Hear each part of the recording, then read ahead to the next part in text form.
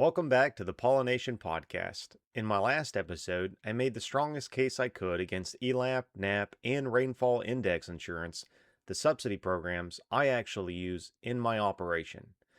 I took the strongest points that I could come up with from the critic's point of view. If you haven't listened to that previous episode, I recommend you do so before listening to this one. In that episode, I argued their welfare for businesses, they distort markets, they favor large operators, and they contradict free market principles.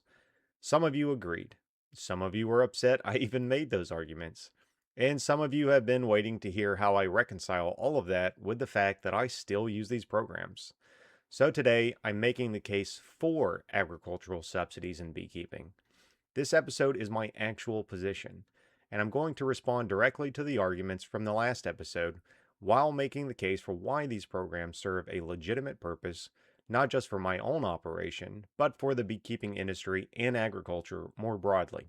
Let's get into it. Last episode, I compared agricultural subsidies to welfare and suggested there's hypocrisy in how we talk about them differently. That particular comparison is fundamentally flawed because businesses and individuals serve different functions in society and face different types of risk. When we provide a safety net for individuals, we're preventing human suffering and maintaining basic dignity. That's critical and valuable. But when we support agricultural businesses, we're doing something different. We're maintaining productive capacity in an industry that provides essential services but faces risks that are largely outside of the control of the individual operator. Here's what makes agricultural different from most businesses. A restaurant fails because of bad management, poor location, or changing consumer preferences. Those are inherent risks that operators can control or should anticipate. But a farm or beekeeping operation can do everything right and still get wiped out by weather, disease, or market forces they have no control over. That's not a management failure, that's the reality of working with living systems. And here's the thing critics miss. We don't subsidize agriculture primarily to help individual farmers or beekeepers. We subsidize it because we've decided as a society that maintaining domestic productive capacity in food and agriculture is a strategic priority. When we let operations fail en masse because of a drought or a bad forage year, we're not just eliminating inefficient businesses, we're reducing the total productive capacity of American agriculture. Think about what happened during COVID when supply chains broke down. Suddenly, everybody cared about domestic production capacity. Well, you don't maintain that capacity by letting operations fail every time conditions are difficult. You maintain it by providing stability through the inevitable variability of agricultural production. Now, do these programs sometimes benefit profitable operators that don't need them? Yeah. The goal isn't to only help struggling operations. The goal is to stabilize the entire sector so that productive capacity persists through difficult periods. A profitable operation that gets knocked out by 2 bad years in a row is just as gone as an unprofitable one, and their bees, equipment, and expertise disappear from the industry either way. The welfare comparison also ignores something important. We pay taxes on our business income. Operations pay federal income tax, self employment tax, state taxes, property taxes, and so on and so forth. When we receive subsidy payments, we're not just taking from the system, we're also contributing to it in ways that individuals receiving traditional safety net benefits often aren't able to do because they're not earning sufficient income. I'm not saying that makes us more deserving, but it does mean the transaction isn't as one directional as the welfare framing suggests. And let's be honest about the alternative. Without these programs, you'd see more consolidation, not less. The operations that would survive prolonged difficult conditions are the ones with the deepest pockets, the largest operations, the ones backed by outside capital, the ones that can absorb losses that would sink smaller operators. These programs give mid-sized commercial operations a fighting chance to persist through variability that would otherwise force them to sell out to larger entities.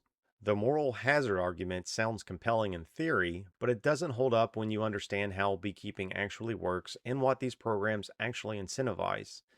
The claim is that insurance reduces your incentive to prevent losses. But here's what that argument misses. ELAP only pays for losses above normal mortality. NAP only kicks in when you're below 50% of your approved yield. And rainfall index insurance pays based on weather data that's completely independent of your management. None of these programs make it profitable to manage poorly. They just reduce the catastrophic financial impact when things go wrong despite good management. Let me give you an example. A couple of years ago, I had a yard that got hit hard by flooding due to hurricane conditions. I lost about half of the colonies in that location immediately, and many more as the season progressed due to weakened colony strength and health. ELAP paid me for a portion of those losses. Did having ELAP make me less motivated to prevent those losses the next year? Absolutely not. Because even with the ELAP payment, I still lost money on that yard. The payment reduced the loss, but it didn't eliminate it. And it sure as heck didn't make it profitable to lose the colonies in the first place. The same applies to rainfall index insurance. Yes, it's possible to get a payment even if you had a decent year, if rainfall was below average, but the payment is a fraction of what you'd make in a good production year. No beekeeper is thinking, I hope for low rainfall so I can collect insurance. We all want good forage and high production because that's more profitable than any insurance payment. What these programs actually do is change the risk calculation in a way that enables better business decisions, not worse ones. Without any safety net, the rational strategy in a highly variable business like beekeeping is to be extremely conservative. Keep large cash reserves. Avoid expansion. Don't invest in efficiency improvements that have upfront cost. With some downside protection, you can take calculated risk that improve your operation, invest in better equipment, try new management techniques, and expand when opportunities arise. Critics call this moral hazard. I call it enabling productive risk taking in an industry that's inherently risky. The market distortion argument is also overstated. Yes, subsidies lower the effective cost of doing business, but let's look at what actually happens to that capital. In most cases, it gets reinvested in the operation. Better equipment, more capacity, improved efficiency. That's not waste, that's capital formation in an industry that needs it. And over time, those efficiency improvements benefit consumers through more stable supply and competitive pricing. As for subsidies keeping inefficient operations alive and contributing to oversupply, show me the data. Honey prices have been relatively stable or increasing over the past decade despite these programs existing. In fact, despite variability in production volume, U.S. honey prices have risen or remained elevated over the past decade rather than crashing due to oversupply. According to USDA reports, honey prices increased from under $2 per pound around 2019 to around $2.69 per pound in 2024, reflecting a 5% increase over the previous year. This happened even though production declined slightly in 2024, suggesting that supply has not vastly exceeded demand. Longer term data shows that U.S. average honey prices climbed steadily over the last couple of decades, rising above $1 per pound in the early 2000s. This trend reflects strong demand relative to supply rather than a surplus causing prices to collapse. Pollination demand continues to exceed supply in many crops. If subsidies were propping up massive oversupply, we'd see collapsing prices. We don't. The California almond bloom is the best indicator of supply and demand. In early 2024, the industry required approximately 2.7 million colonies, which represented roughly 99% of all available managed colonies in the United States at that time. What we do see is an industry that's maintained productive capacity through periods of high colony losses, varroa pressure, pesticide exposure issues, and climate variability.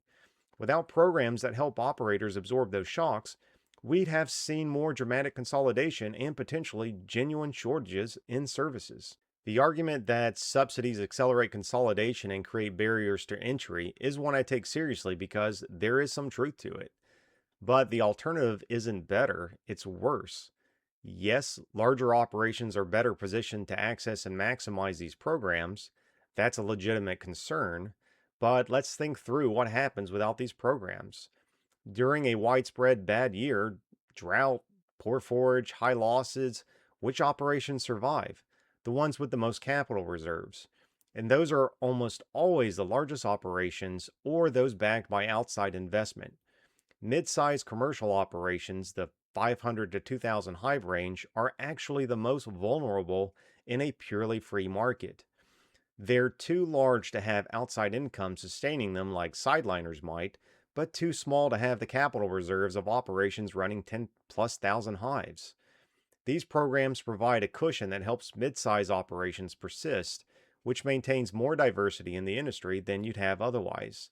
Now, should we do a better job of making these programs accessible to smaller operations and beginning beekeepers? Absolutely. The FSA office experience can be intimidating, the heavy paperwork load is real, and the knowledge barrier is significant. But the solution isn't to eliminate the programs, it's to improve outreach and education. And frankly, that's part of why I talk about these programs publicly, even when it draws criticism. Every time I explain how ELAP works or mention how I just received a rainfall index payment and how it helped my business, I'm helping democratize access to these programs that too often only benefit those who are already well connected. If we're going to have these programs, they should be widely known and accessible, not a secret benefit for insiders. The barrier to entry argument also ignores the bigger picture of what prevents new people from entering commercial beekeeping. It's not that established operations get subsidy payments. It's the capital requirements for equipment, the learning curve for management, the difficulty of securing pollination contracts, and the physical demands of the work. Those barriers exist with or without subsidies. In fact, I'd argue these programs lower the bar to entry in some ways. A beginning commercial beekeeper who knows they have some downside protection against catastrophic loss is more willing to take the leap than one who knows a single bad year could wipe them out completely. The existence of these programs provides a floor that makes the risk of entering the commercial beekeeping arena more manageable. Now, if we're going to have an honest conversation about these programs, we have to talk about who they're actually for. If you look at the USDA Farm Service Agency reports, you'll see that the beekeeping industry looks like an iceberg. There are over 100,000 beekeepers in the US, but less than 2% of them are full-time commercial operators. Yet that tiny 2% manages the vast majority of the nation's bees. We're talking about a small group of people responsible for the pollination backbone of our entire food system. And when you look at where the money goes, the numbers reflect that scale. Historical data shows that about 10% of program participants receive over 50% of the total payments. Critics look at that and see a big business giveaway, but let's look at the mechanics of why that happens. Take ELAP, for example. It pays out per lost colony. So if a sideliner with 50 hives loses 30% of their stock, they're looking at a small check that might cover some sugar and maybe a few new queens. But if a commercial operation with 10,000 hives loses that same 30% to a catastrophic event, they are looking at a massive financial loss. Their payout is larger because their risk and their contribution to the food supply are larger. The reality is that while there are thousands of beekeepers, only about 3 to 5,000 typically participate in these federal programs. The top 10% of that group represents the industrial scale beekeepers who are moving truckloads of bees to California for the almonds and more. When we talk about saving the business, we aren't talking about a faceless corporation. We're talking about the few thousand people whose operations are scaled to a size where a single bad weather event doesn't just mean a hobby is over. It means a massive chunk of American pollination capacity vanishes overnight. Let's talk about the free market argument, because it's both the most appealing on a gut level, but the most disconnected from reality. Yes, there's tension between believing in free markets and accepting government support. I acknowledge that tension. But here's what the pure free market argument misses. We don't have free markets in agriculture anywhere in the entire developed world, and there are good reasons for that. Every major agricultural economy subsidizes its producers. The EU, Canada, Australia, China, Japan. They do this because they've decided that food security and maintaining domestic productive capacity is worth the market distortion. The US is actually less interventionist than many of these countries in this regard. If American agriculture operated in a truly free market while our international competitors were subsidized, we'd be at a massive disadvantage. Our producers would face lower prices due to subsidized foreign production while bearing the full cost of risk themselves. That's not a level playing field. That's handicapping our country's productive capacity at a global scale. And let's be specific about beekeeping. A huge portion of commercial beekeeping revenue comes from almond pollination. That industry exists at its current scale partly because of water subsidies in California. The entire agricultural economy of the Central Valley is built on government subsidized water projects. So when critics say beekeepers should operate in a free market, I ask which parts of agriculture should be a free market? Just beekeeping, or should we eliminate water subsidies, crop insurance for almond growers, agricultural research funding, and all the other government support that makes the broader agricultural economy function? The honest answer is that we have a mixed economy in agriculture, and that's probably optimal. Pure free markets in food production create risks that most societies aren't willing to accept. Catastrophic price volatility, potential shortages, loss of rural productive capacity, vulnerability to foreign supply disruptions. Do I think every agricultural subsidy is well designed or necessary? Nope. Do I think reforms would be beneficial? Yep. But the choice isn't between the current system and a pure free market. It's between a different type and degree of intervention. And here's the practical reality. As long as these programs exist, I'm going to use them. Not using them doesn't make them go away. It just means I'm handicapping my operation while my competitors aren't. If you want to eliminate agricultural subsidies, that's a policy conversation to have with your representatives. But asking individual operators to opt out while the programs exist is asking them to sacrifice their business for symbolic reasons. The argument that subsidies enable environmentally harmful practices sounds plausible until you look at what these programs actually incentivize. ELAP pays for colony losses, meaning it pays you when your bees die. No beekeepers want their bees to die, payment or not, because even with ELAP, you're taking a net loss on dead colonies. The payment reduces the financial hit, but it doesn't make it profitable or desirable. If anything, ELAP creates better records of colony losses, which gives us better data on where problems are occurring and what management practices actually work. Rainfall index insurance pays based on weather, not management. You can't manage your way to a payout. It's literally determined by precipitation data. So the claim that it incentivizes poor management doesn't make sense. What it does is provide some protection against the increasing variability we're seeing with climate change, which actually enables longer term planning rather than forcing reactive crisis management. And NAP, which covers low honey yields, still requires you to have production history and follow good management practices. You can't just neglect your operation and expect payments. The broader environmental question is what's better for long term sustainability? Stable operations that can invest in improvements, or constant churn as operations fail and new ones start? I'd argue stability is better. When you're in survival mode, you make short term decisions. When you have some security, you can invest in practices that pay off over years. Better genetics, improved forage planning, reduced chemical inputs, queen ring programs, etc. These programs don't prevent innovation towards sustainability. They enable it by providing enough stability that operations can think beyond the current season. Here's what often gets lost in debates about agricultural subsidies. Beekeeping provides public goods that aren't fully captured in market prices. Pollination services are priced, sure, but the ecological services of having managed bee populations, the role in crop diversity, the contribution of food security, those benefits are distributed broadly across society. When a commercial beekeeping operation fails, we don't just lose that business. We lose pollination capacity that affects food production. We lose experienced beekeepers who understand bee health.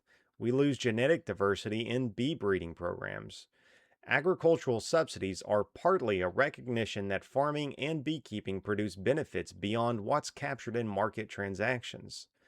The price of pollination services reflects supply and demand for those services, but it doesn't capture the broader value of maintaining a robust, geographically distributed beekeeping industry. Additionally, these programs provide data and create accountability. To receive payments, you need to document losses, report production, maintain records. That creates information that's valuable for industry-wide understanding of trends, challenges, and best practices. Without these programs, much of that data would never be collected. And from a taxpayer perspective, let's keep the cost in context. The total federal expenditure on beekeeping subsidies across all programs is in the tens of millions of dollars annually. For a federal budget measured in trillions of dollars, this is a rounding error. We spend more money on individual defense contracts than we do on supporting the entire beekeeping industry of our country. If you're concerned about fiscal responsibility, there are much larger targets to focus on. Let me bring this back to the ground level. I run a business. I have equipment loans, labor costs, operating expenses, and the need to generate returns on investment. My job isn't to make agricultural policy. It's to operate my business as effectively as possible within the regulatory and economic environment that exists. When I calculate whether to expand, which locations to use, what equipment to invest in, I'm making those decisions based off the actual operating environment, which includes the availability of these programs. Not using them wouldn't change policy, it would just make my operation less competitive relative to others who do use them. And let's be clear, I pay for these programs. The rainfall index insurance has premiums that I pay, albeit at a subsidized rate. NAP has service fees. These aren't just handouts, they're risk management tools that involve cost sharing between the operator and the government. The argument that I should opt out on principle assumes that my individual choice would matter for policy. It wouldn't. These programs exist at the legislative level. They're funded through farm bills that get renewed regardless of whether individual beekeepers participate, and they'll continue whether I use them or not. What does matter is transparency. By talking openly about these programs, even when it generates criticism, I'm contributing to a more informed discussion about their merits and drawbacks. I'm helping other beekeepers access programs they might not know about. And I'm subjecting my personal business choices to public scrutiny, which I believe is healthy for everyone involved. If you think these programs are a bad policy, contact your representatives. Advocate for reform, participate in the Farm Bill process, but don't ask individual operators to cripple themselves while their competitors don't. So here's my opinion. Agricultural subsidies for beekeeping serve a legitimate purpose. They provide stability in an inherently variable industry. They help maintain productive capacity that benefits society broadly. They enable productive risk-taking and investment, and they operate within a global context where all major agricultural economies provide similar support. Are they perfect? No. Could they be reformed to be more accessible to small operators? Yes. Is there tension between these programs and free market principles? Absolutely. But the alternative, letting operations fail en masse during difficult periods and losing productive capacity, isn't better from an economic, environmental, or food security perspective. I use these programs because they're available, they're legal, and they help my operation weather the inherent variability of making a living in agriculture. I talk about them publicly because I think transparency is valuable and because I want other beekeepers to have access to the same tools. If you disagree with these programs existing, I respect that. It's a legitimate policy debate. But I'm not going to apologize for using legal programs designed for exactly the situation I'm in, running a commercial beekeeping operation that faces risk largely beyond my control.